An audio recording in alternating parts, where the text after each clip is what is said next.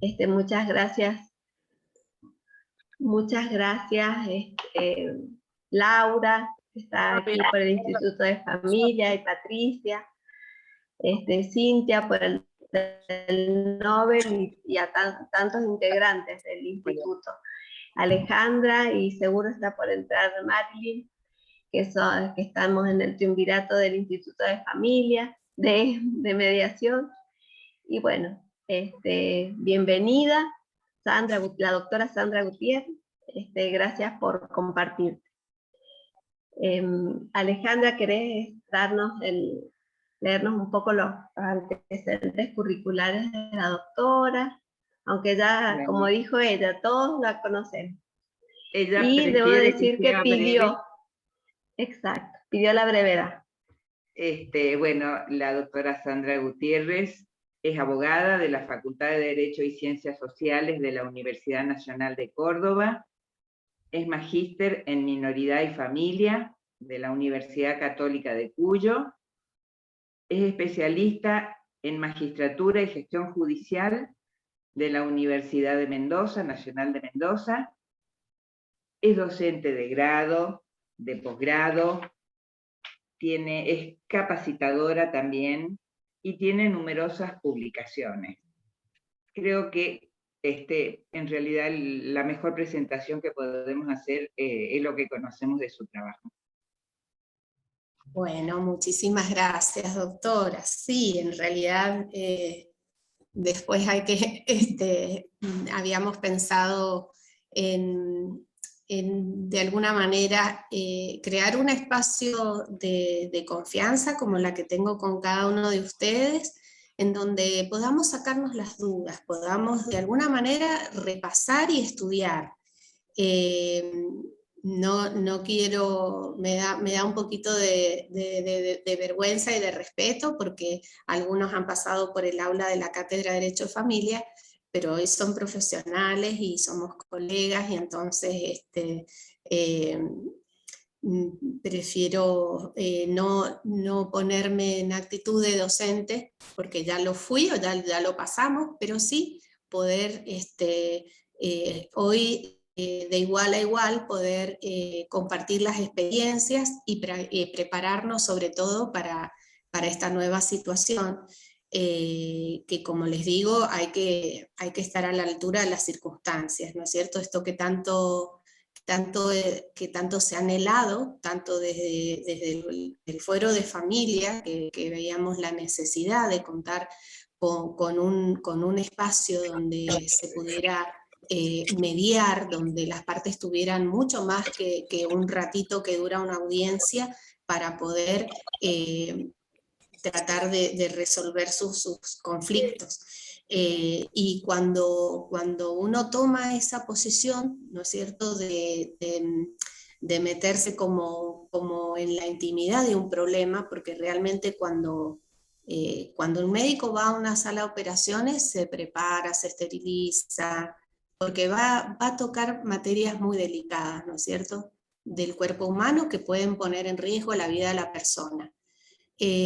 Nosotros los operadores jurídicos a veces no tenemos tanta noción y tanta conciencia de cómo debemos prepararnos para esa situación, en donde la persona nos confía todo, nos confía su problema, nos pone en manos poder encontrar una solución a algo que lo está quejando, y bueno, y los dolores que pasan digamos, en el fuero de familia, o que reconocen causa en las relaciones familiares, no son como las civiles o las comerciales, en las que pasan más por el bolsillo. Acá pasan por las emociones, por los vínculos, por aquello que verdaderamente afecta a las personas o son sus valores más importantes, ¿no es cierto? Y entonces nosotros también tenemos que, valga esta paradoja, esta comparación, esterilizarnos, prepararnos, tomar conciencia que vamos a trabajar con fibras íntimas, ¿no es cierto? Como cuando uno también, no sé, puede tocar un violín, ¿no es cierto? Esas cuerdas más delicadas, esas que suenan más profundamente, esas son las que vamos a accionar. Entonces ustedes en su audiencia, en su encuentro, no sale ahora el nombre, perdónenme, de la mediación, ¿cómo se llama? El momento de la reunión, ustedes van a hacer eso, van a tener que prepararse como el cirujano. Yo he hecho una pequeña ayuda a memoria y en un PowerPoint para no perderme y hablar y abusar de la paciencia de ustedes y poder organizarme y centrar algunas ideas que me surgen a partir de todo esto, ¿no? Un poco también compartiéndoles lo que para mí son las audiencias, que es un marco diferente, pero esto lo compartimos, ¿no es cierto? El permitirnos, el que la gente muy, muy afectada viene a nosotros en busca de una solución. Eso digamos, esa responsabilidad la vamos a compartir. A ver, no puedo, acciono para compartir pantalla y no puedo.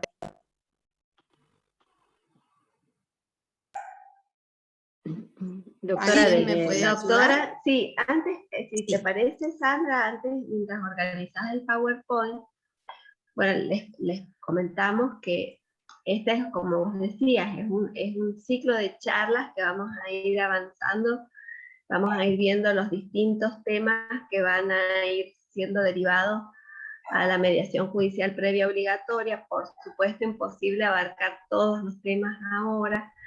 La doctora nos había preparado dentro de este ciclo de charlas, que seguramente va a volver después. El temario es el principio de autocomposición, el marco legal de los institutos de familia, de alimentos, distintas fuentes legales, el aumento, reducción, cese, retroactividad, y respecto a la unión convivencial, el régimen aplicable a la distribución de bienes. ¿Estoy bien, doctora? Ay, está perfecto. Bueno, voy a buscar ayuda por acá, lo a ver otro si puedo. Lo otro que quería es pedirles que todos silencien los micrófonos. Hemos estado silenciándolos, pero les pedimos que por favor los silencien todos, porque si no se interrumpe la charla de la doctora. Mariana, para que la doctora pueda compartir, tienen que ponerla como coanfitrión. Sí, ya está como coanfitrión, Laura. Sí, ya está.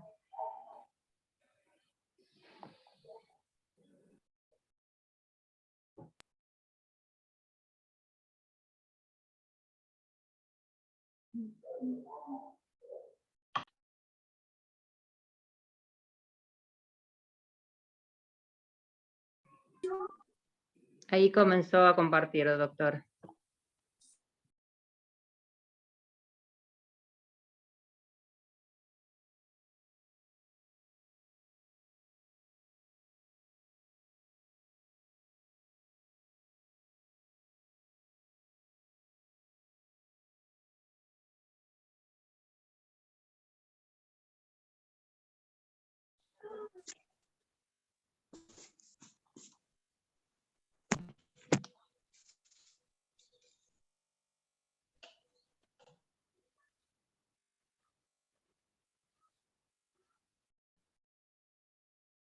¿Ahí me escuchan?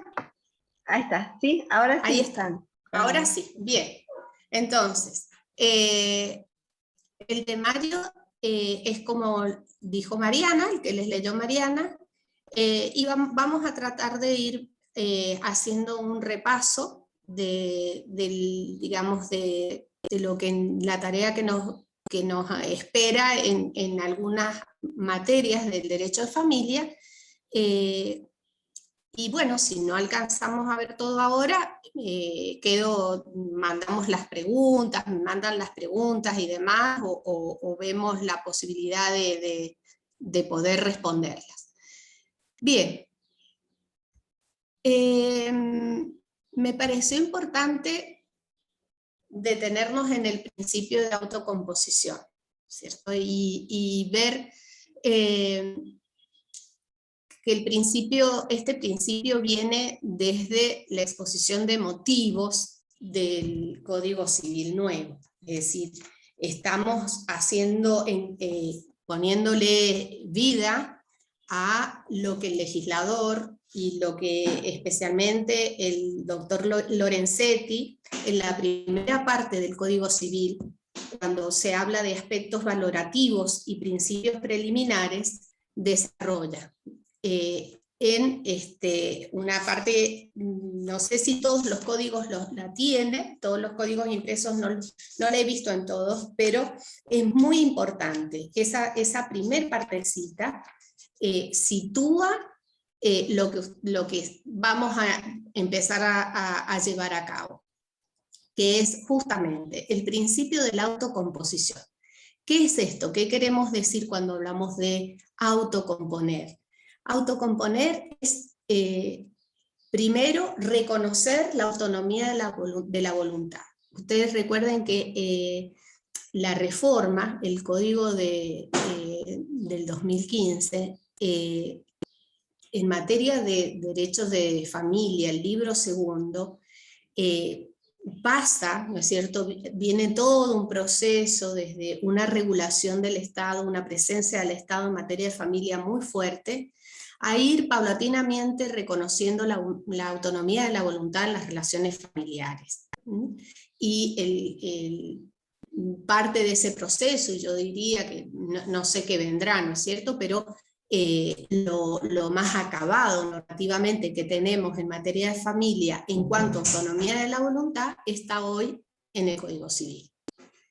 Y entonces es importante, para poder llevar a cabo y poder ayudar a las personas a entender esto de el principio de la autocomposición, la tarea del mediador y la tarea de cualquier operador jurídico es hacer tomar conciencia a las partes que les corresponde el problema y la solución.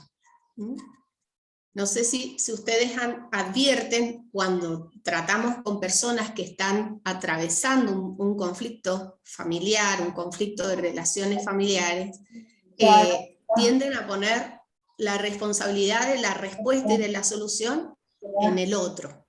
Llámese justicia, abogado, psicóloga, es decir, espera de otro. Y esto da cuenta, bueno, primero de la situación de vulnerabilidad en la que queda una persona al atravesar una situación conflictiva, y por otro lado también es en la dificultad que tenemos de hacernos responsables de nuestras acciones y de las consecuencias de nuestras acciones. Entonces, yo les diría que la primera tarea como mediadores es poner las cosas donde corresponden, como si estuvieran repartiendo, como si estuviéramos jugando al estanciero, ¿no? Y entonces decimos, bueno, estas fichas son suyas, estas son las mías, estas son las de aquel y estas son las. Entonces, esa primera tarea es la autocomposición. Es decir, ¿a quién le corresponde qué? Y dejarles a las partes el problema y la solución. Y sobre todo generar la conciencia de la capacidad de ellos de resolver. Muchas veces anulamos a las personas sin querer en una tarea de sobreprotección, que la puede tener el juez, la puede tener un abogado, la puede tener un mediador, de tomar la posición de ellos y querer nosotros construirle.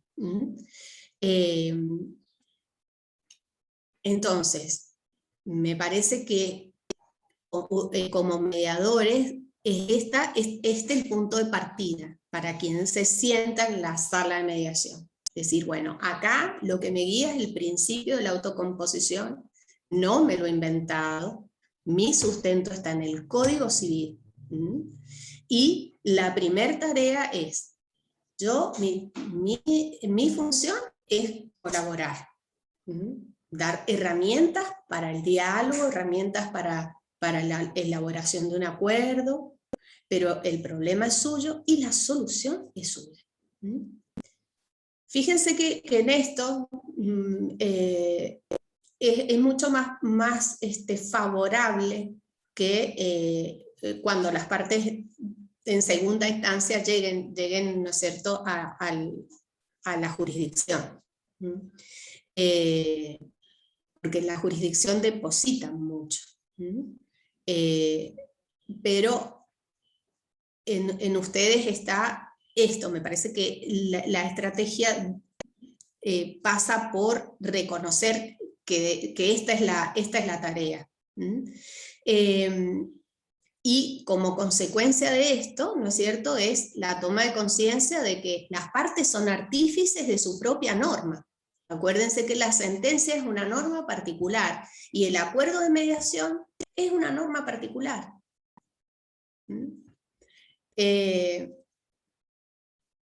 Y como contrapartida, ¿no?, vuelvo a la idea de la responsabilidad que tiene el mediador.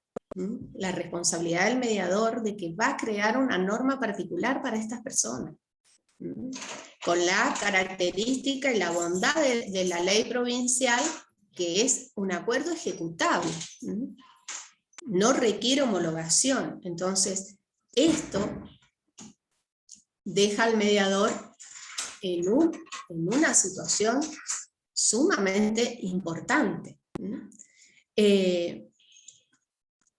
Otro aspecto es pensar que el acuerdo que yo le voy a ayudar a las partes a realizar tiene que ser ejecutable, es decir, tengo que mirarlo, no solo en lo que puedo hacer hoy, sino que tengo que mirar a futuro, tengo que proyectar si mi acuerdo es posible llevarlo a cabo, si es ejecutable, si las partes lo van a poder cumplir, y si el juez, en su caso, lo va a poder ejecutar también, hacer ejecutar. Parece que todas estas cuestiones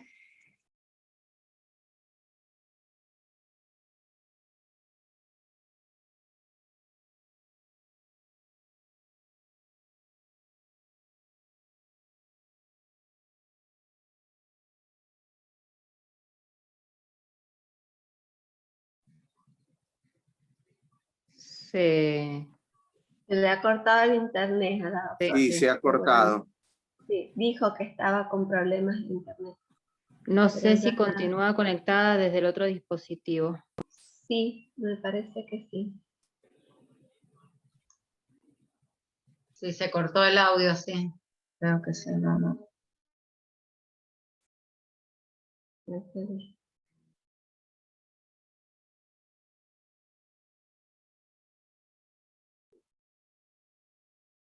Ahí puedo. Ahí sí. Ahí sigo.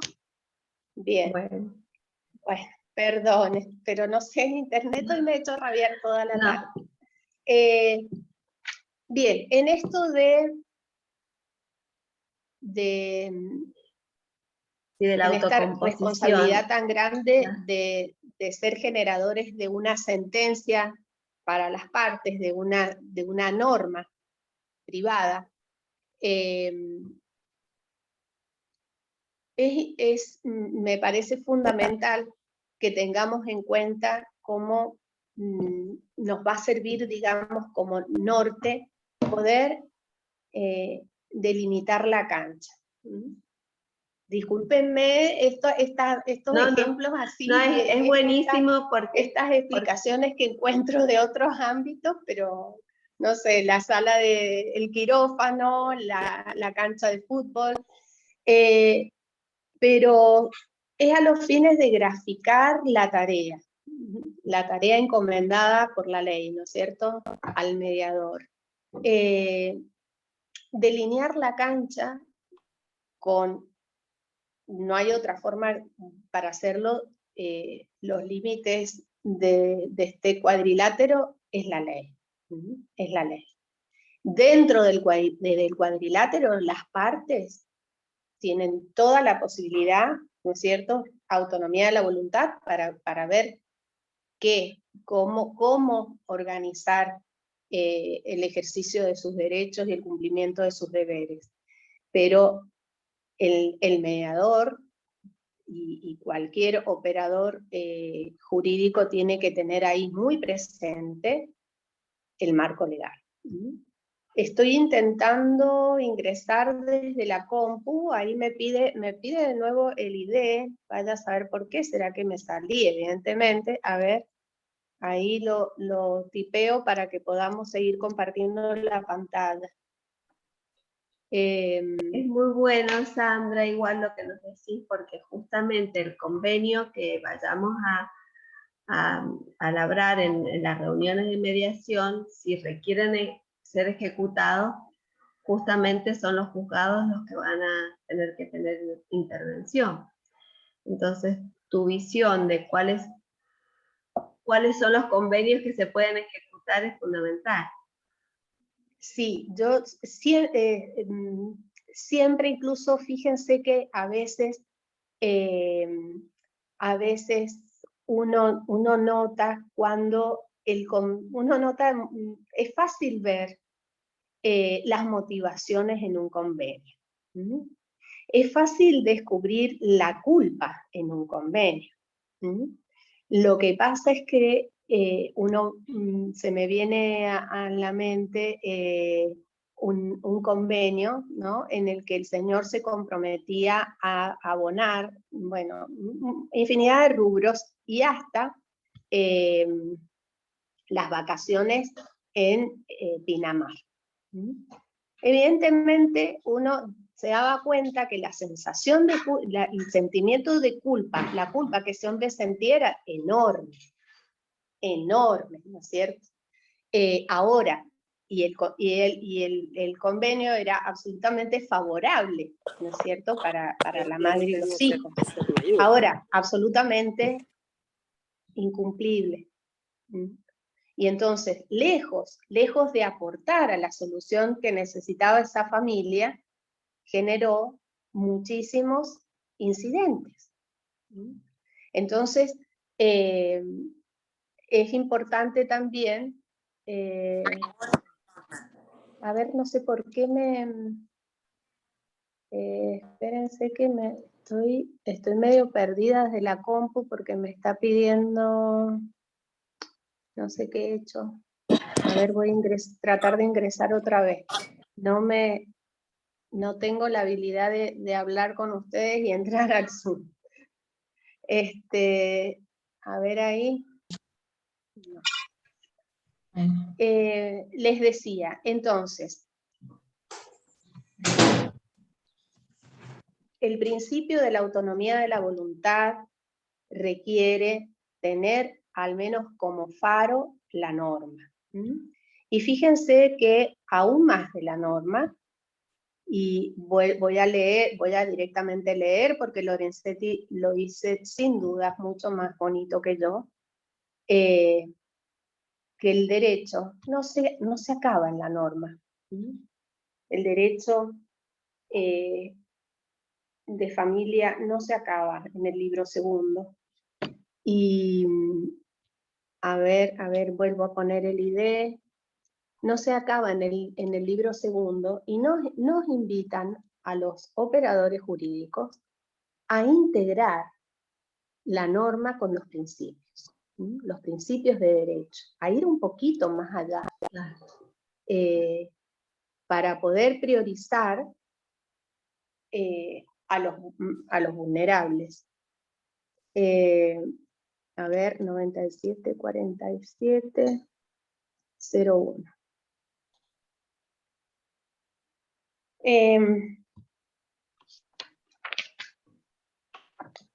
Fíjense que en esta parte que a mí me encanta del código, en estos aspectos valorativos y principios preliminares,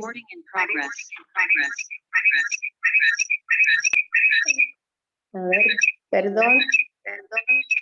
Ahí estás ingresando la compu, Sandra.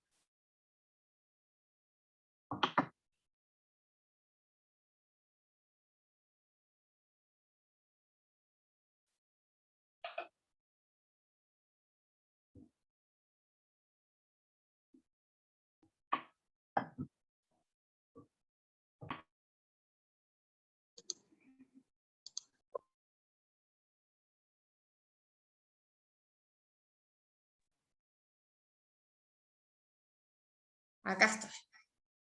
Bien. Entonces, a ver si volvemos a nuestro grafiquito.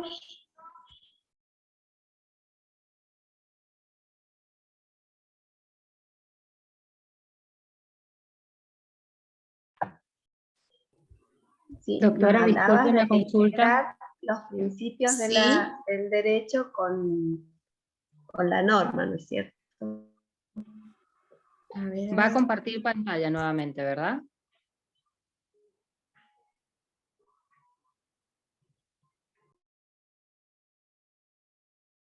Sí, Cintia, estaba intentando compartir pantalla, doctora. Creo que he ingresado desde la computadora, creo que con otro nombre, si me lo puede decir, así la vuelvo a colocar como coanfitriona.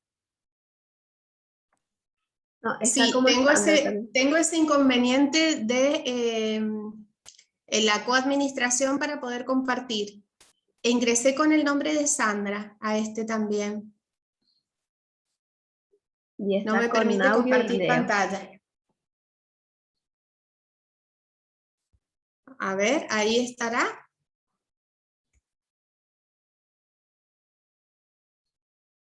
No. Bueno, Ahora, doctora, ¿puede bueno. intentarlo? A ver ahora. Sí, ahora sí. Ahora estamos.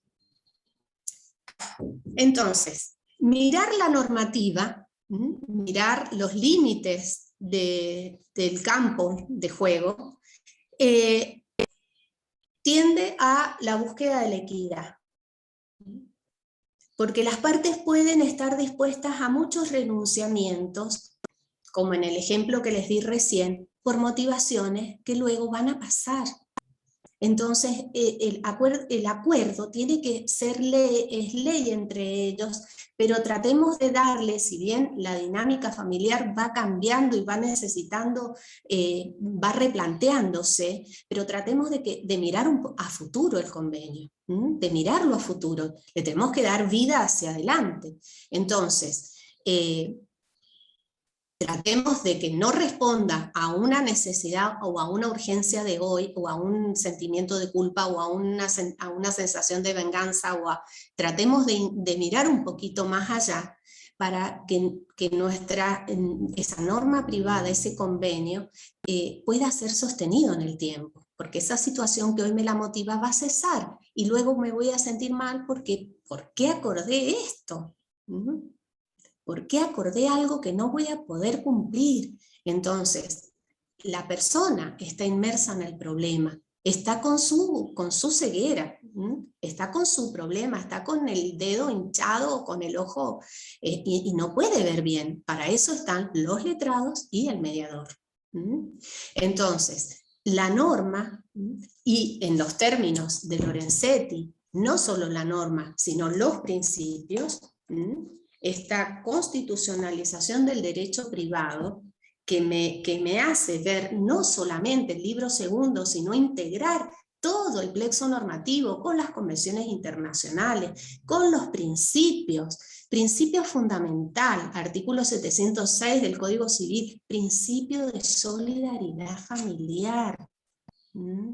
Nosotros tenemos que generar convenios para personas que van a seguir compartiendo generalmente lo más importante que tienen en su vida, que son sus hijos, su proyecto más trascendente.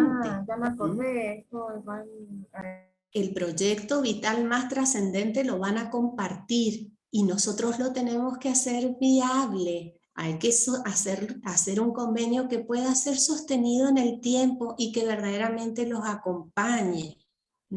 Entonces no puedo dejar todo sembrado a la autonomía de la voluntad y a que a ellos se hagan cargo. Fíjense, no es contradictorio con lo que les dije recién de que el problema es de ellos y las soluciones de ellos, sino que ahí está la función del mediador. En decir, dejo en manos de ellos, pero yo soy el contralor de la equidad. Yo soy el contralor de la equidad.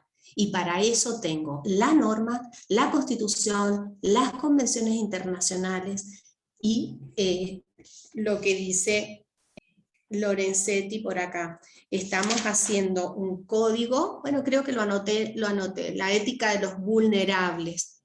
evitar el injusto familiar, preservar los vínculos familiares. Ese es el gran desafío de todos los operadores jurídicos, preservar los vínculos familiares, no la sentencia de divorcio.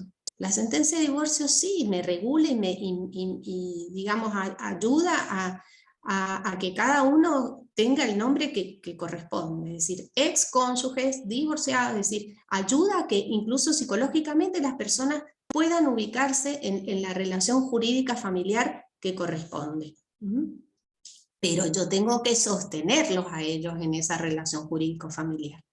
Entonces, la meta, el faro que guía al mediador y a todo operador jurídico tiene que ser preservar los vínculos familiares. Tener presente el marco legal descomprime las tensiones en las pretensiones de las partes. Viene a mi memoria que en una audiencia una señora entró a la audiencia diciéndome que la casa de la suegra era su casa. Y entonces, claro, la mujer estaba convencida y el abogado estaba con cara ya agobiado, ¿no es cierto?, de que no le podía hacer entender que la casa de la suegra donde ella vivía, pero obvio, ella vivía ahí, y sentía el temor de que iba a ser despojada, ¿no es cierto? Pero entonces el marco legal me ayuda a descomprimir la tensión. Cuando esa señora comprendió que no hay forma que ni Lorenzetti, que ni Vélez Sarsfield, que ni el mejor abogado del mundo le iba a poder atribuir un bien que no le pertenecía. Podríamos ver por el principio de la vulnerabilidad, por el principio de la solidaridad, a ver de qué modo solucionamos la situación de vivienda de ella, pero el título es el título y el derecho es el derecho. Entonces, aferrarse y tener como faro nuevamente la normativa me ayuda a descomprimir las pretensiones. La gente todavía respeta la ley. Todavía es un semáforo en rojo donde entiende que más allá no puede ir. Y eso a agarrarlo como herramienta para el acuerdo. Porque entonces yo ahí voy marcando la cancha, si me permiten. La ética de los vulnerables. La ley también basada en esta primera parte del Código Civil, que me llama a operador jurídico, me convoca, me pone el desafío de que si bien yo estoy reconociendo el principio de la autonomía de la voluntad, yo tengo que también advertir la fragilidad en estas relaciones. No todos están situados de la misma manera. Hay situaciones que dejan a las personas con una mayor fragilidad, ¿no es cierto? Pensemos en el proveedor económico principal de la familia, en los hijos, en el interés superior del niño. Lo que me está hablando es de la existencia de fragilidades, y si bien todo el grupo es vulnerable, hay dentro de esos vulnerables algunos más frágiles que otros. Y esto el mediador tampoco puede ignorarlo, no puede hacer un manto y tratar a todos por iguales, todos en condiciones de conciliar de la misma manera. No, también está esa necesidad de que el mediador vaya asegurando la protección, siguiendo términos de Lorenzetti, no son míos, ¿no? La ética de los vulnerables. Otro desafío, el diálogo de fuentes y la utilización no solo de reglas, sino también de principios y de valores. Esto también está en los cimientos del nuevo Código Civil. Y eso lo que especialmente en materia de familia debemos tender. Tener esa capacidad de poder integrar todo, ¿no es cierto? Sí. Los alimentos cesan con el divorcio. Ahora, ¿Me quedo en eso? Y no, porque tengo el principio de solidaridad familiar, tengo que integrarlo con principio de equidad, tengo que ver, y si bien tengo algunas instituciones jurídicas destinadas a romper esos equilibrios, como por ejemplo la compensación económica, tal vez no se me dan todos los requisitos para que haya posibilidad de una compensación, pero sí puedo, con la creatividad, ir viendo herramientas para proteger al más débil en esta negociación, en esta conciliación.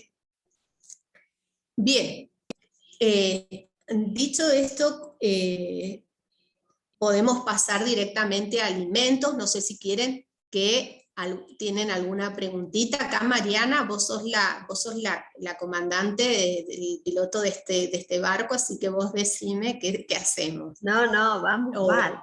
Si quieren hacer alguna preguntita, y si no pasamos, nos vamos de lleno, digamos, esa es como la introducción, ese es lo que estimo, así desde mi modesto aporte, debe estar en la cabeza del mediador. Todo esto debe estar en la cabeza del mediador cuando se siente ahí en la sala de las audiencias. Sí. Y ahora, entrando a estudiar un poquito, repasar un poquito, en algún tema, por ejemplo, me parece importante que viéramos alimentos, porque podemos cometer algunos errores, ¿no es cierto? Y hacerle perder derechos a la gente, o hacerle pensar que tiene derechos que no tiene.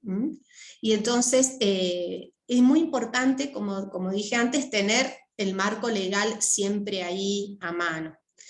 Y en alimentos tenemos que tener muy presente que según la fuente es la finalidad y la extensión. Entonces tenemos que tener muy en cuenta de dónde surgen estos alimentos. Y hay una gran fuente, y que luego va a ser la fuente de su trabajo, ¿no es cierto? El producto final de su tarea va a ser ese acuerdo que cómo va a generar alimentos convencionales. Entonces, fíjense lo importante que va a ser, porque esos alimentos convencionales tienen es norma pura, es ley pura. Tiene sus pautas, no las pautas legales, sino las pautas que las partes acordaron. A tal punto, fíjense, les cito alguna jurisprudencia, no la he incluido ahí, pero cuando se pone en vigencia el nuevo Código Civil, había muchas personas, generalmente mujeres, que tenían alimentos postdivorcio. Y con la vigencia del nuevo código se generó un debate y pidieron en muchas causas, digamos, el cese de esos alimentos, digamos, fundados en la nueva normativa legal de que después del divorcio no hay alimentos para los excónyuges. Esos fallos se resolvieron en miras de esto. Si son alimentos convencionales, tienen su propia ley.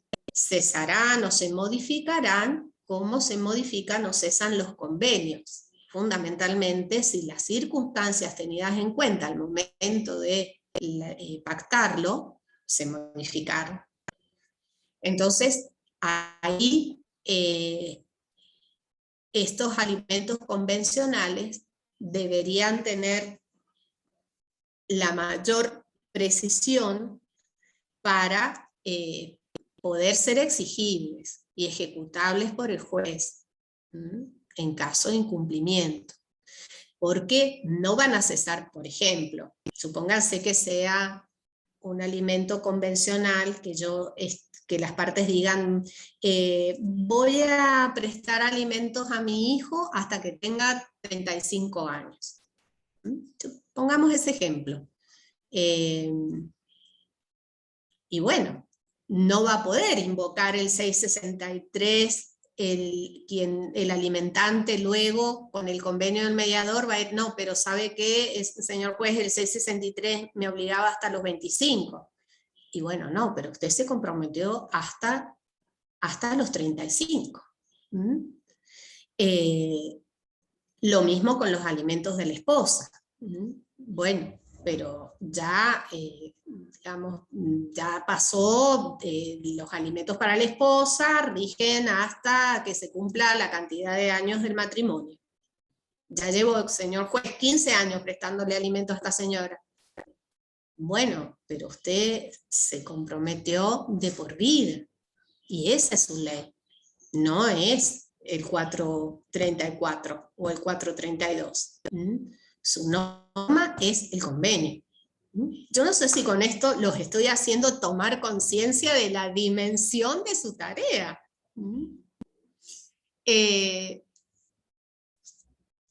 Entonces, importante eso. Por supuesto que aún el convenio, el mediador, rebus sic stantibus, era en derecho público, mientras la situación se mantenga. Esa sería la regla. Mientras no cambien las circunstancias, y obviamente siempre el juez va a poder escuchar y analizar si resulta un abuso del derecho. Que me olvidé, pero si ustedes quieren ahora luego de esto ir a la primera parte del Código Civil, también Lorenzetti hace mucha referencia a evitar el ejercicio abusivo de los derechos. Bien, entonces tengo que identificar el sujeto beneficiario del derecho titular, del derecho alimentario, el obligado, porque es totalmente diferente en cuanto a la extensión según sea la fuente legal. Entonces, la mujer embarazada, dice el 665. La mujer embarazada obviamente está suponiendo al hijo por nacer. También puede ser que ambos sean beneficiarios de este derecho a alimentos aún antes del nacimiento. Si bien el 659 no lo dice, dice el hijo desde el nacimiento. Por supuesto que si requiriera un tratamiento previo al nacimiento, si requiriera gastos que se puedan determinar no solo para la madre, sino también para el hijo, por todos los principios que hemos dicho, principio de equidad, principio de solidaridad familiar, no lo podríamos dejar afuera de los alimentos, del derecho alimentario. El 665 tiene un sujeto especial, que es la mujer embarazada, y una finalidad también especial y un tiempo de duración, el embarazo. Una finalidad, todos los gastos que demanden de salud, incluso su lucro cesante, es decir, lo que el estado de gestación, de vulnerabilidad en la salud, de vulnerabilidad emocional, pudiera impactar en su capacidad laboral. Supónganse que nos ha pasado como resolverlo, ¿no es cierto? Pero también puede surgir en una audiencia de mediación, ¿cómo no?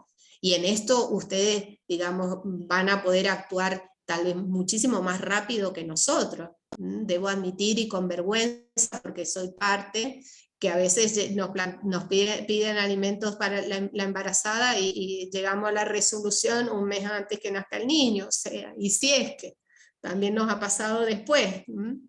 No lo puedo esconder, todos lo conocen, así que, o sea, saben lo que nos pasa. Pero esperamos que cuando las partes vayan a la audiencia de mediación, esto pueda ser absolutamente inmediato y ejecutable, y entonces esta señora pueda transitar los meses que le faltan a su gestación con la asistencia alimentaria, pero todos esos rubros la integran. No solamente los gastos de médicos, de sus controles, de las internaciones que llegue a necesitar, sino también, acuérdense de este rubro, el lucro cesante. Cuánto la persona que tiene que dedicarse a gestar una vida no puede, disminuye necesariamente, o en muchos casos, no necesariamente, muchas mujeres se las ve con su panza enorme, trabajando hasta el último día, pero hay situaciones en que verdaderamente la capacidad laboral se ve afectada.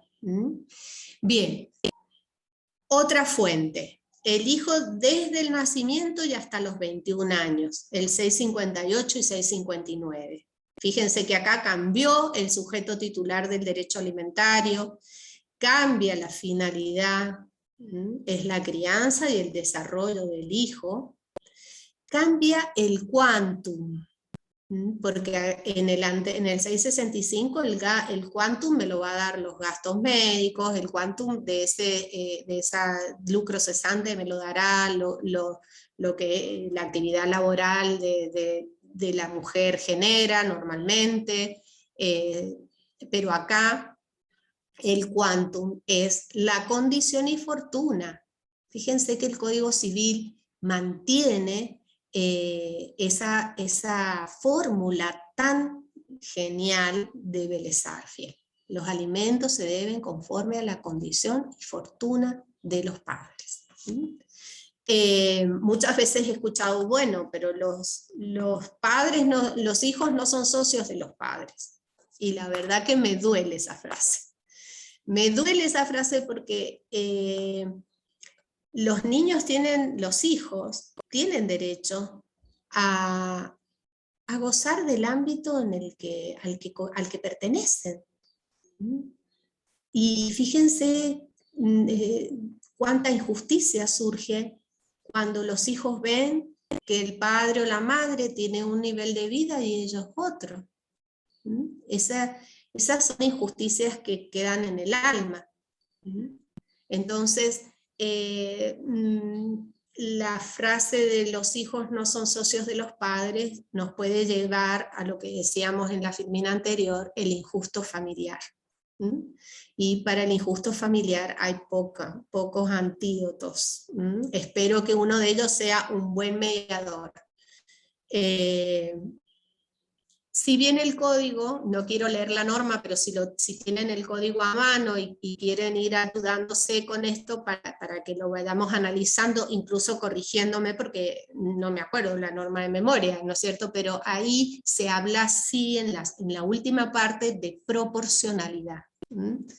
Proporcionalidad a los ingresos del alimentante y a las necesidades del hijo o del alimentado. Estamos viendo el hijo. La proporcionalidad. Eso también es un parámetro que hoy nos está costando mucho. ¿Por qué? Porque no hay plata, porque la gente no gana lo suficiente, porque uno se debate entre recién, hasta hace un ratito, 25.000 pesos de ingreso. Entonces la cuota nos daba 5.000, ¿cómo hacemos? Pero es la realidad de que está pasando en todos los hogares, por eso estamos explotados en el foro de familia, porque el impacto directo al drama social impacta en el foro de familia de manera directa. Entonces, condición y fortuna y proporcionalidad al ingreso y a la necesidad.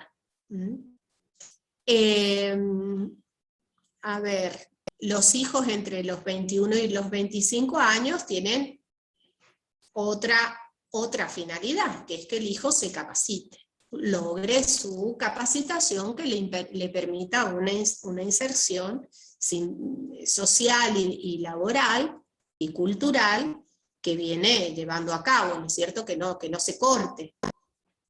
Y ahí ya no estoy con el parámetro de la condición y fortuna, sino mirando más cuáles son las necesidades del hijo.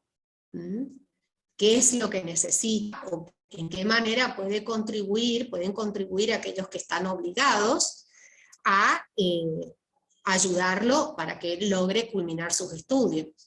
Ya no miro cuál es la condición y fortuna del padre, sino que tengo en la mira que este chico se pueda recibir, que este chico termine el curso, que dejarlo mejor parado en la vida de adulto. Los hijos presuntos.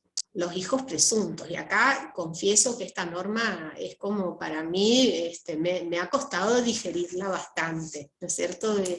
Ha roto un poco mi formación en cuanto a que los derechos de familia surgen de títulos de familia, no títulos nobiliarios, sino los títulos que corresponden a los estados de familia.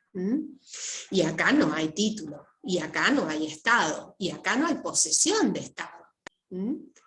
Y entonces para mí ha sido todo un acomodarme a esta norma, ¿no? y que en realidad se nos presenta mucho.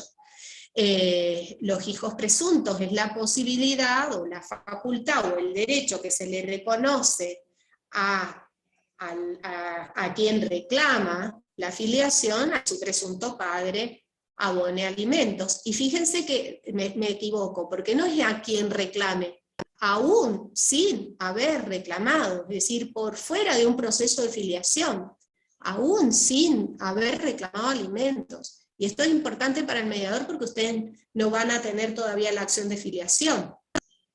Y caben los alimentos. Por el 586 y el 664 habla de este derecho.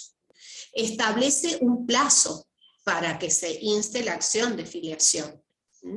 Pero aún sin título, aún sin posesión, rompiendo los esquemas de los que veníamos, teníamos esa estructura de que a tal situación, a tal estado de familia es la fuente del abanico de derechos y deberes. Acá no hay tal estado, no hay tal posesión, y sin embargo hay derecho.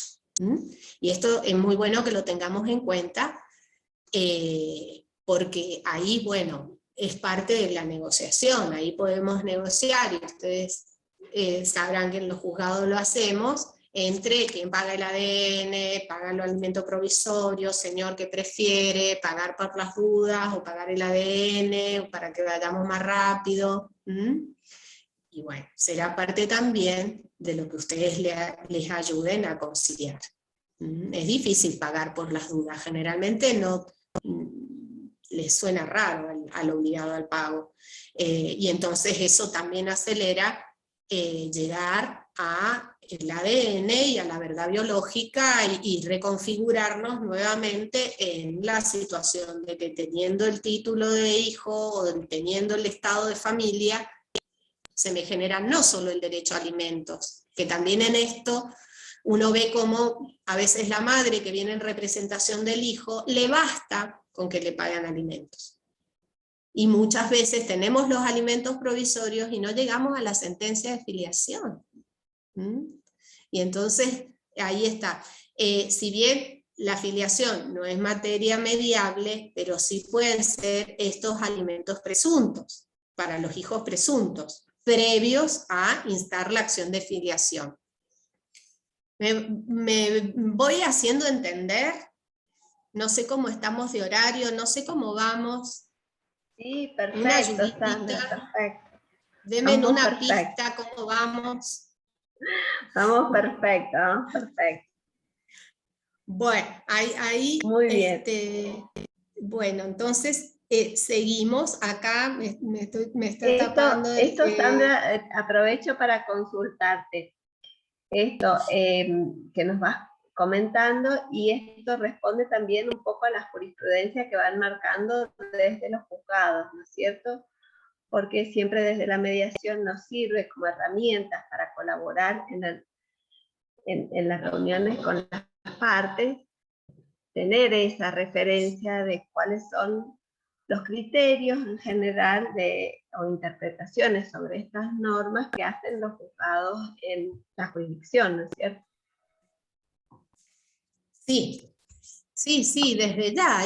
Igualmente, esto es norma pura y es clarísimo, y tanto la primera instancia como la segunda lo aplica y lo tiene que aplicar y procede, así que semáforo en verde, esto debe hacerse, y además viene a lograr ese principio de equiparación y de igualdad de los hijos matrimoniales y de los extramatrimoniales, ¿no es cierto? Que no tienen que instar un proceso para tener sus derechos. Bueno, acá, a ver, sería importante incluso poder llegar, que pudiera generarse en el ámbito de la conciliación la realización del ADN, porque entonces llegaríamos al juicio de filiación ya con la prueba.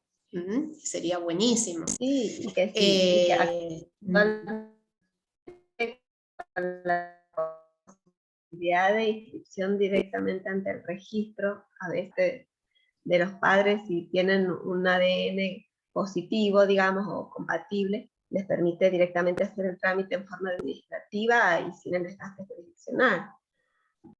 Exactamente. Es uno de los modos del reconocimiento, ¿no es cierto? Y también yo creo que aunque la materia de filiación por involucrar un cambio de estado, teniendo un ADN, directamente el progenitor vamos a evitar un proceso, porque si él tiene el ADN va al registro civil y reconoce el niño y listo, reconoce la paternidad y evitamos, ¿no es cierto? Es una posibilidad, y es una posibilidad muy buena, y que sitúa al niño, al niño o al hijo en el lugar que le corresponde, y si eso se hace rápido, en buena hora, y estamos garantizando y el ejercicio inmediato de los derechos. Me parece excelente que se pudiera hacer. Bien, voy a encender la luz porque me estoy quedando acá medio oscura.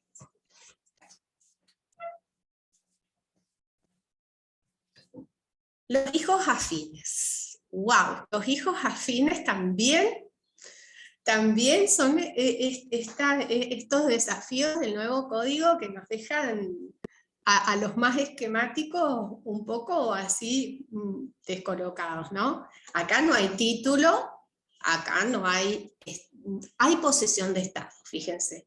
Es una figura linda, muy buena en cuanto a la posibilidad de poder reflejar aquel vínculo que, si bien no surgió de la biología, sí surgió de la propia vida familiar.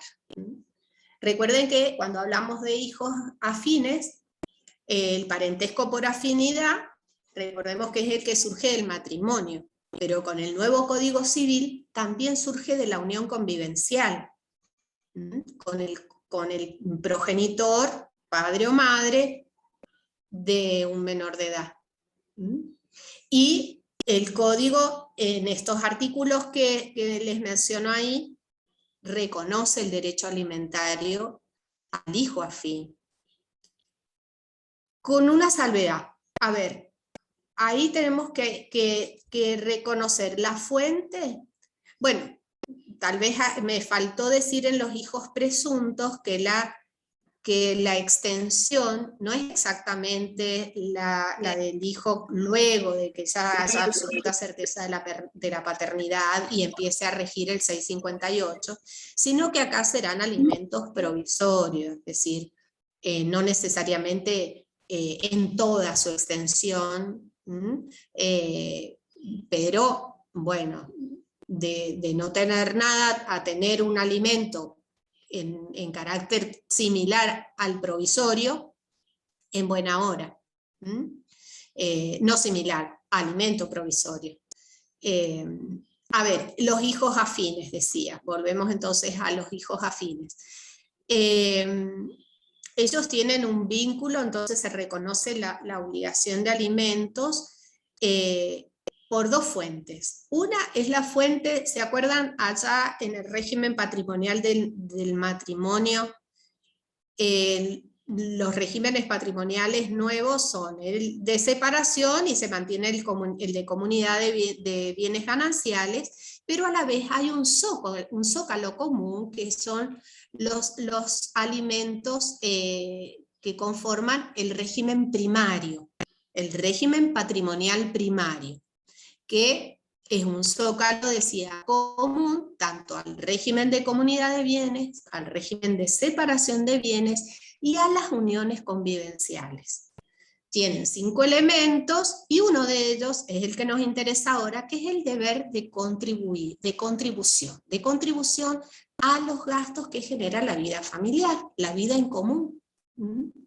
Les dejo citadas las normas, no los quiero aburrir leyéndolas. Ya eso lo hice durante las clases, ahora no lo voy a hacer para no hacerlo muy denso, pero les aconsejo, si tienen a mano el código, para que no me hagan hablar, no me permitan hablar cosas que no son, entonces me van controlando y me van siguiendo ahí, porque puede haber cositas que en mi defensa me puedo olvidar.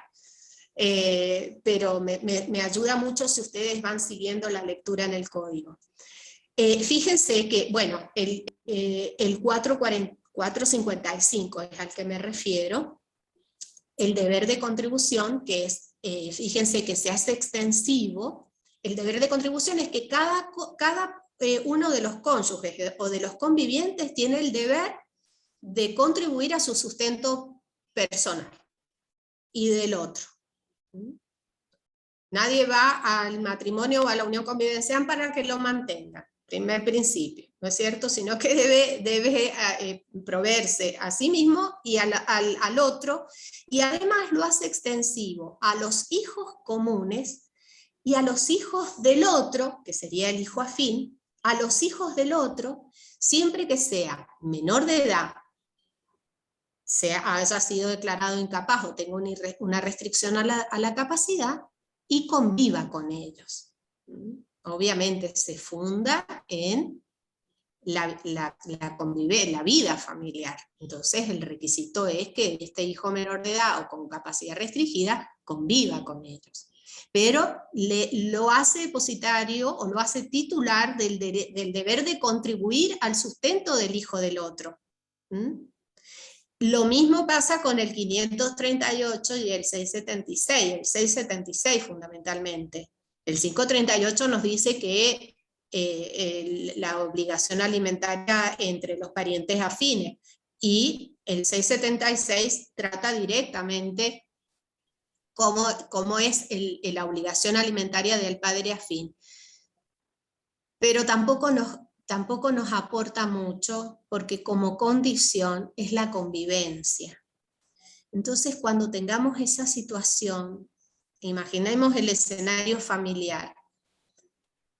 Los convivientes, si acuden a la instancia de mediación, es porque ya cesaron en la convivencia. Es difícil pensarlo, ¿no es cierto? Salvo las tristes situaciones que vemos que hay una sola casa y hay imposibilidad de otra casa, y vemos gente grande que están en situación de divorciarse, que la convivencia es terrible, pero no tienen dónde irse y tienen que convivir.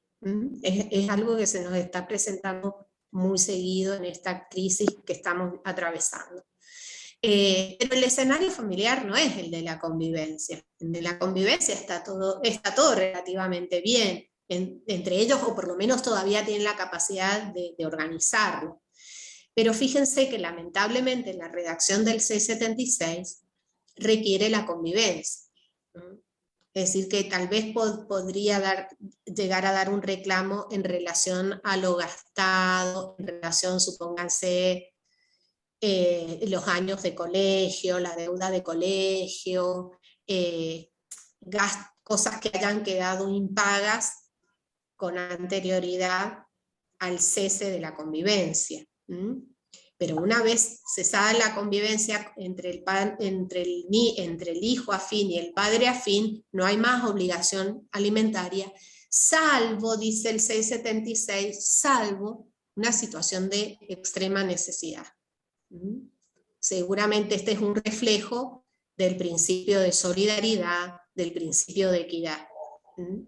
¿Se imaginan? O sea, se puede pactar, pero no es obligatorio. Se puede pactar. Todo. Vuelvo a la fuente. Si es convencional y el padre afín lo quiere hacer, él se puede comprometer. Tratemos que no se comprometa tanto que después no lo pueda cumplir, ¿no es cierto? Pero pero tiene un sustento legal. Y si la ley lo reconoce es porque desenvuelve en sí mismo un principio de equidad. Supóngase la situación de una mamá casada con un señor que gozan de un buen nivel de vida, o por lo menos hoy por hoy podemos hablar, tienen las necesidades básicas satisfechas, ella, los hijos en común y un hijo de ella solita o un hijo de otra unión. Respecto del cual este señor ha tenido deber de contribución y ha tenido derecho, obligación alimentaria conforme el 676. De pronto cesa la madre, se rompe esa relación entre adultos y el primer afectado es el niño. Imaginen el impacto que puede tener cambio de colegio, cambio de lugar de residencia.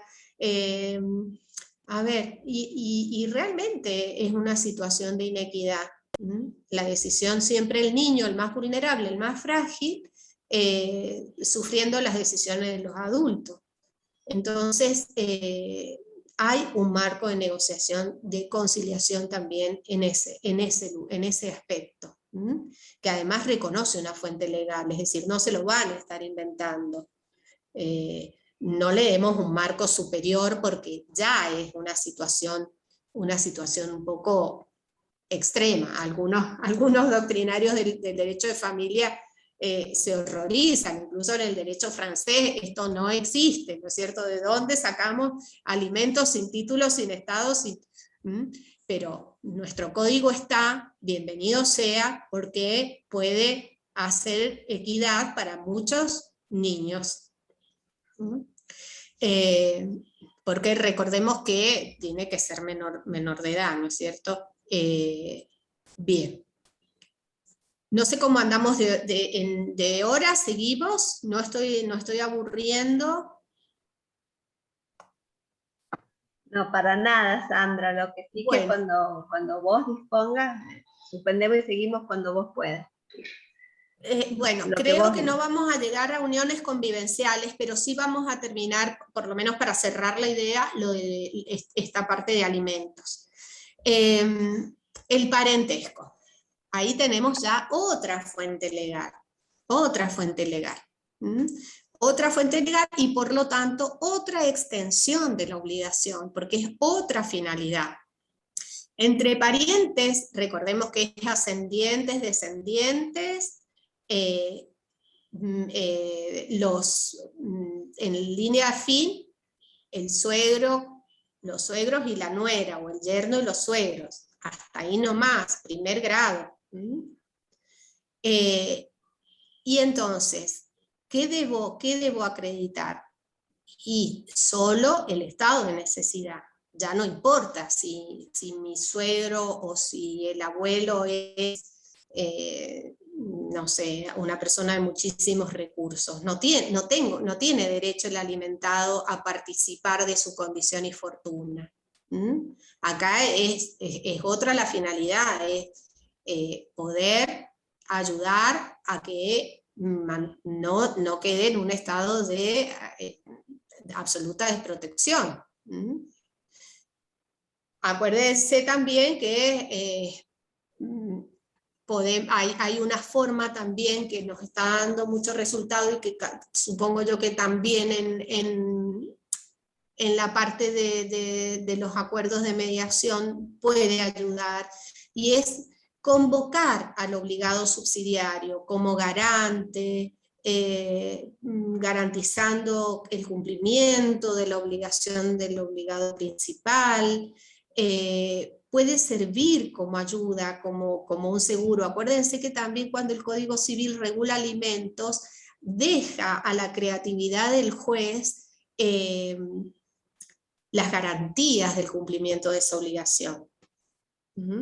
Así que ustedes también ahí pueden ser muy creativos para prever, y además tienen la posibilidad de citar al obligado, de convocar, de invitarlo. Mira, usted si su hijo no cumple, lo va a citar el juez, o lo van a citar después, ¿por qué no viene? Y vamos viendo en qué se va a poder, cómo podemos evitar aquella situación. Sea garante, usted sabe que su hijo va a cumplir. Bueno, pero si no cumple, le damos la tranquilidad a la madre principalmente, ¿no es cierto?, a lo generalizando, permítanme, ¿no es cierto?, pero ustedes se imaginan que también puede ser al revés. Le damos la garantía del cumplimiento de este convenio. Esa puede ser una buena estrategia. Ustedes me encantan porque tienen la posibilidad de ser verdaderos artesanos. Tienen todas las facultades para hacerlo. Bien, entonces acá no vamos a exigirle el todo, pero sí la meta, digamos, es evitar las situaciones de indigencia, acudir a la necesidad del pariente. Incluso el mayor de edad, supónganse que tiene 25, le falta un año de la carrera y se me agotó el 663. Y bueno, puede pedir alimentos por el 537 para terminar los estudios.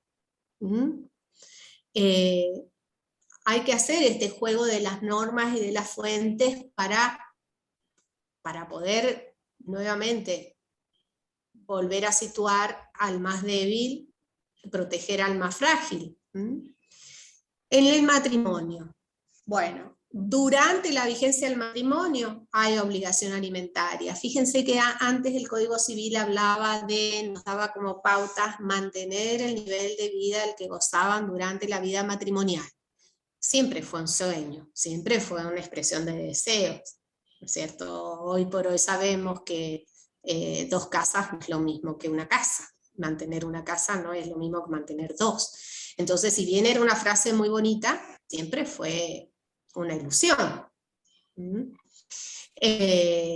Lo cierto, bueno, es que también los alimentos durante el matrimonio, salvo que quedaran algunas deudas, en general la escena familiar no admite demandas y contrademandas, por lo menos judiciales o de mediación, ¿no? Aunque, ¿por qué no? Podría darse, ¿no? En una mediación voluntaria, tal vez, o antes de plantear. Ustedes pueden recomponer y reconstruir muchos vínculos familiares. Eso también es muy, muy importante. Entonces, tener las pautas del 432, fijarse, la posibilidad de que aún en la vida matrimonial, tener las pautas claras en cuanto a la administración de los recursos, es muy importante, porque cuántos matrimonios, cuántas uniones se rompen por el tema de administración de los recursos, o disposición de los medios, o lo que termina en violencia económica.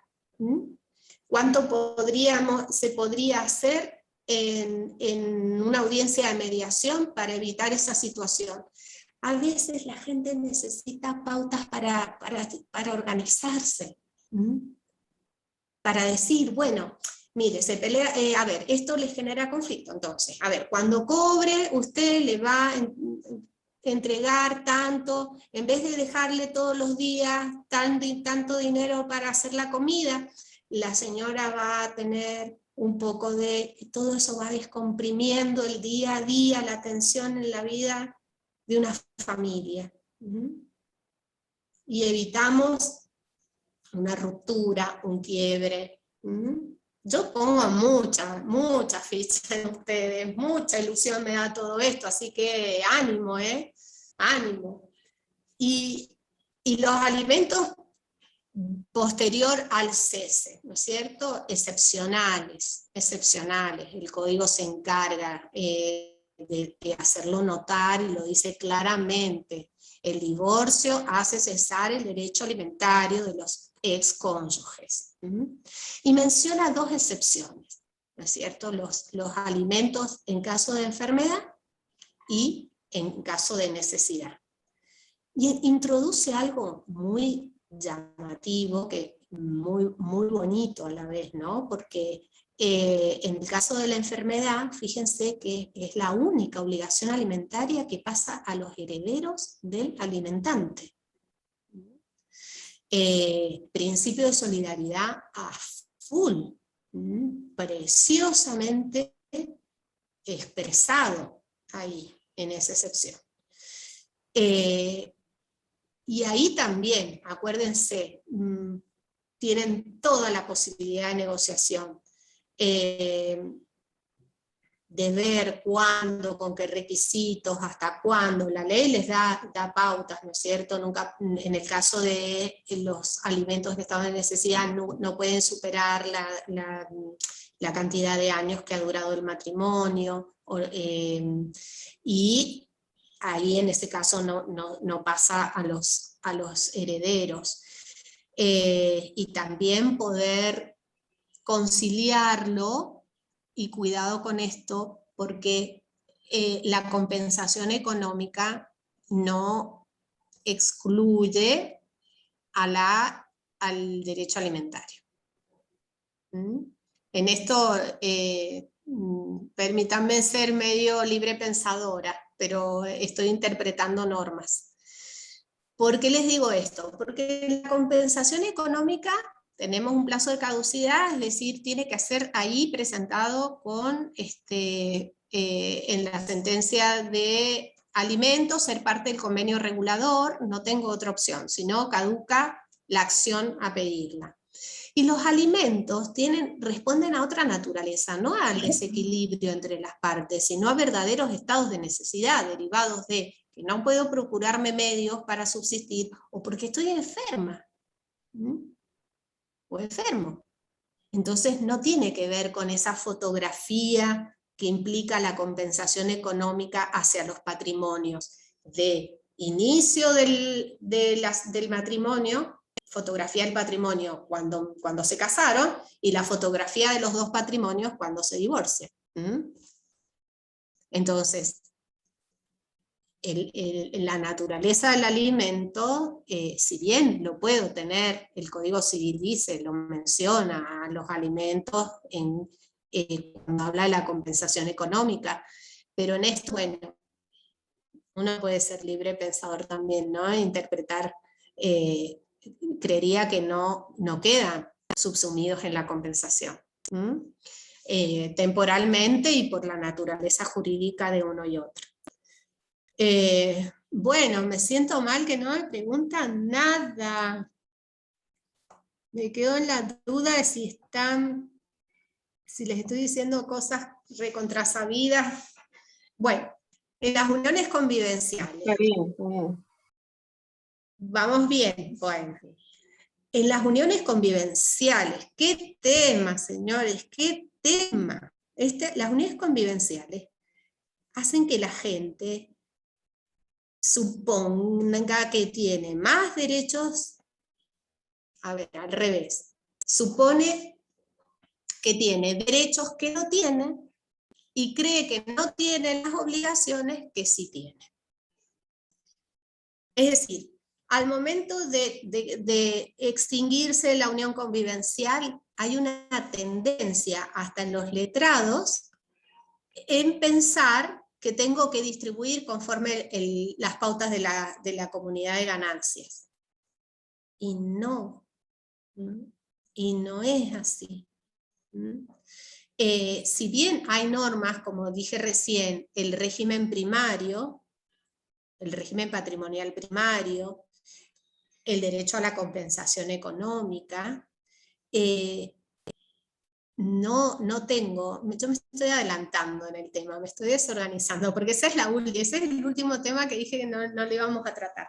Bueno, pero en las uniones, me voy a circunscribir solo en los alimentos en las uniones convivenciales, es mientras dure la convivencia, y se limita al deber de contribuir a la subsistencia de mi persona, de la de mi conviviente, de los hijos en común y del hijo propio de cualquiera de los dos. Cesada la convivencia, ya vamos a ver, hay algunos otros derechos, pero no el derecho alimentario. Entonces, bueno, esto es importante que lo vayamos teniendo en claro para no, si bien a ver, si tengo dos convivientes que le quiere prestar alimentos y obvio que tengo la posibilidad de hacerlo porque él se puede obligar, porque esa fuente de alimentos no va a ser el 455, sino la propia norma que va a ser el acuerdo que el mediador va a redactar. Pero bueno, tener en cuenta porque a veces en el debate, como les decía recién, es importante delimitar lo que en derecho corresponde o no corresponde. Y el derecho se queda corto frente a la actitud personal. Acuérdense que el derecho sería como el mínimo exigible. Pero si la persona, por sus convicciones personales, por aquello que no vemos que son, o porque está muy afectado, o por el propio amor y el vínculo que tiene, quiere comprometerse en más de lo que la ley espera de él, bienvenido sea. Acá está el acuerdo para poder darle el canal y el curso a eso. Bien. Algo les quería decir en relación, normalmente, vuelvo al matrimonio, normalmente o es muy frecuente, los convenios de alimentos post divorcio, incluso cuando estamos en el convenio regulador, hay una necesidad generalmente de la esposa o de quien no trabaja, ¿no? Porque carece de obra social. El tema de mantener la obra social es algo, o quedarse sin la obra social, es algo muy difícil, sobre todo cuando estamos con personas grandes, que ya están todos los plazos de carencia, y además que hay obras sociales que a las personas grandes no las admiten, en fin. Entonces, en esa necesidad, muchas veces se pone el compromiso de mantener la obra social.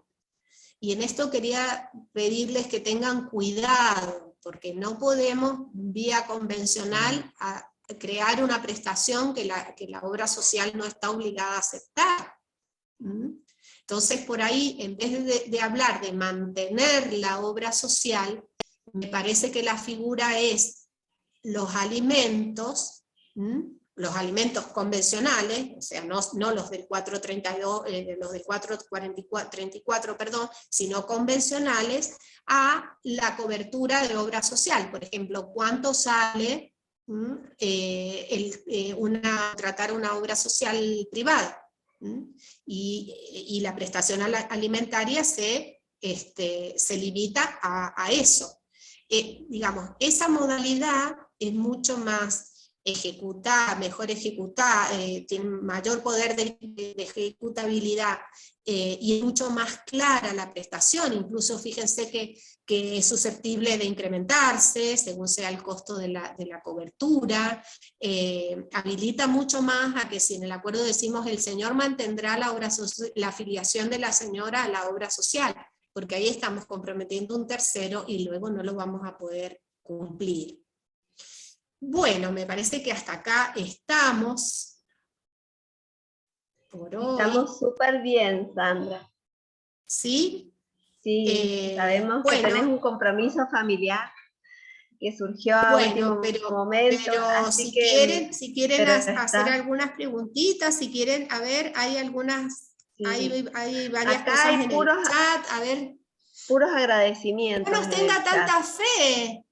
No, ¿por qué? ¿Por qué alguien dice no me tengan tanta fe? Pongo al revés, toda la expectativa en dice ustedes. que él miren, hoy veía hace una pila de expedientes para resolver, y un montón, varios convenios, y yo decía, cuando esté habilitada la mediación previa obligatoria, esto no va a pasar, la gente va a acordar y va a tener la ejecución de su convenio de forma inmediata, así que lo celebro y tengo todas mis expectativas puestas en esto, así que vamos, Vamos, desde el instituto nos gusta decir que digamos, le ponemos toda la energía, más que a poner fin a los procesos, a tratar de poner fin a los conflictos, ¿no es cierto? Y eso ayuda. Sara López ha levantado la mano. ¿Querés desmutarte, Sara?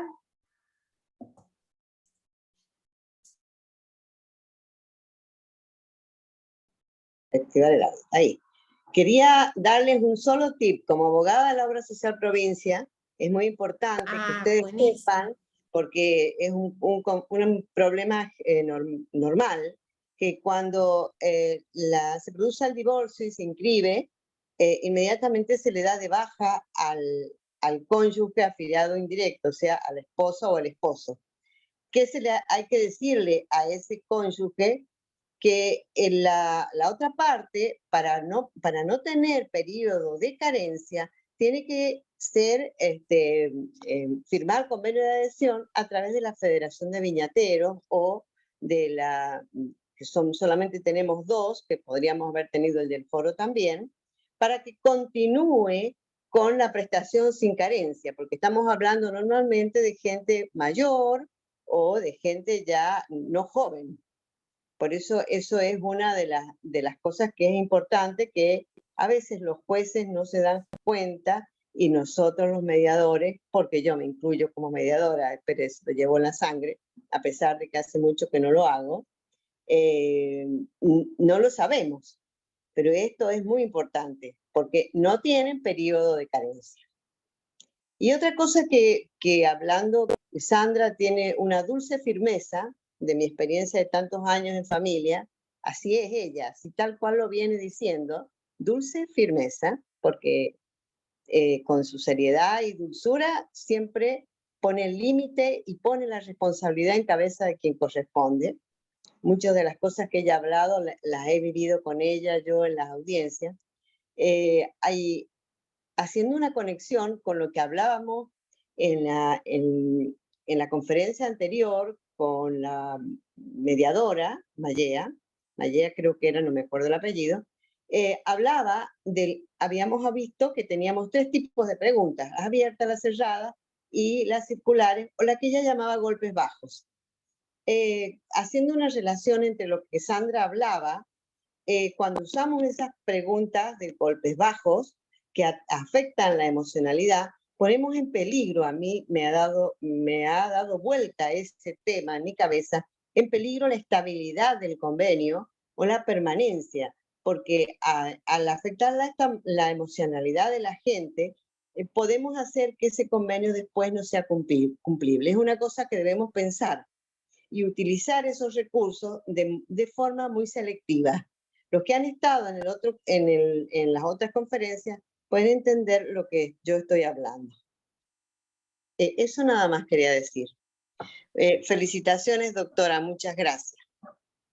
Bueno, doctora López, siempre, bueno, trabajar con ustedes en los mediadores, quienes tienen formación en mediación, en las audiencias se nota. Así que para mí siempre es un gusto saber que estamos haciendo fuerza para que la situación familiar que tenemos enfrente salga, ¿no? Adelante sin tantas heridas. Y bueno, la idea del quirófano, doctora López, se me viene a la mente sobre esas preguntas así o estrategias que puedan tener más vulnerables, ¿no es cierto? Pero siempre, fíjense, en los casos de recuerdo así una audiencia, ¿no? En la que el señor se resistía mucho a pagar, y entonces acudía a decirle, bueno, no había forma, no había forma de que asumiera su responsabilidad en cuanto al sostenimiento de la familia,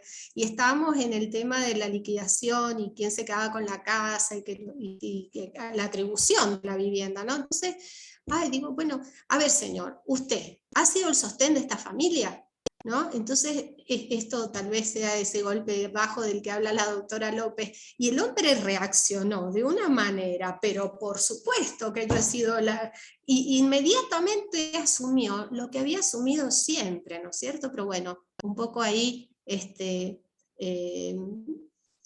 hay que valerse fundamentalmente cuando uno tiene muchas ganas de que estas personas que tienen frente salgan de la sala de mediación mejor de lo que llegaron, les puedo asegurar que siempre pasa, siempre va a pasar, porque el esfuerzo no va a ser en vano.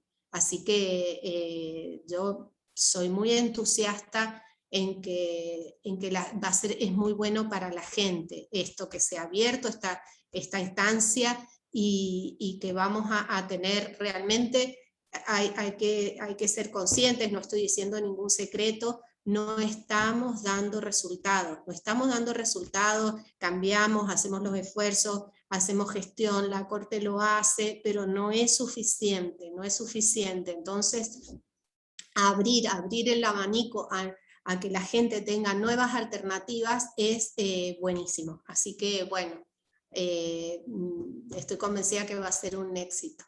Y bueno, si podemos repetir cuando ustedes quieran, yo estoy a disposición de ustedes. Nicolás. Sí. Tenemos una pregunta de Nicolás González. Hola doctora, ¿cómo le va? Hola Nicolás. Excelente exposición, ¿Cómo estás? doctora. Muy bien, clarísimo. Doctora, una consultita. ¿Qué sugerencia o camino nos puede brindar desde su experiencia cuando el padre desea una reducción de cuota alimentaria, ya sea o porque se quedó sin trabajo o porque su actual pareja está embarazada y espera familia? He visto algunos fallos de la Cámara Civil donde por ahí no tienen muy en cuenta esa circunstancia y ven a cada hijo como algo, o cada expediente como algo individual. Y muchas veces no le hacen lugar a las reducciones. Entonces, desde su experiencia, doctora, ¿qué nos puede aconsejar?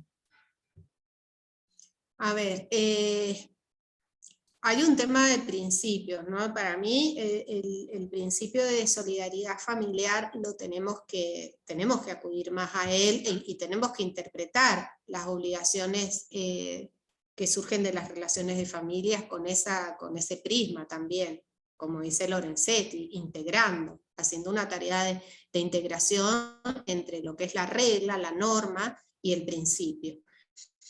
Pero hay una realidad, Nicolás. Quien asume mayores responsabilidades no puede hacérselas pesar sobre los hijos, sobre las responsabilidades previas. Entonces, ahí, francamente, o sea, cuando la sábana queda corta, y es difícil tener una solución.